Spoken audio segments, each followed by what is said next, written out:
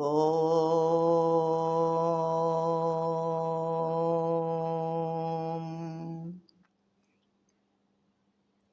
ముందుగా శ్రీకృష్ణ ప్రార్థన. వసుదేవసుతం దేవం కంసచాణూరమర్దనం దేవకీ పరమానందం కృష్ణం వందే జగద్గురుం.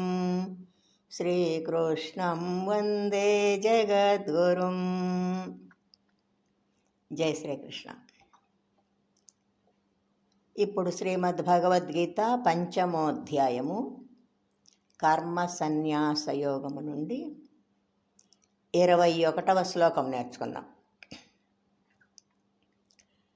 Now we will learn Srimad Bhagavad Gita chapter 5 Karma సన్యాస యోగ 21st శ్లోక. బాహ్యస్పర్శే స్వసక్తాత్మా బాహ్యస్పర్శేష్వసక్తాత్మా విందత్యాత్మని యత్సుఖం విందత్యాత్మని యత్సుఖం. సబ్రహ్మయోగయుక్తాత్మా సబ్రహ్మయోగయుక్తాత్మా సుఖమక్షయమశ్నుతే సుఖమక్షయమశ్నుతే. ఇంకోసారి. బాహ్యస్పర్శేష్వసక్తాత్మా బాహ్యస్పర్శేష్వసక్తాత్మా విందత్యాత్మని యత్సుఖం విందత్యాత్మని యత్సుఖం. సబ్రహ్మయోగయుక్తాత్మా సుఖమక్షయమశ్నుతే సుఖమక్షయమశ్నుతే. ఇప్పుడు పూర్తి శ్లోకం. బాహ్యస్పర్శే స్వసక్తాత్మా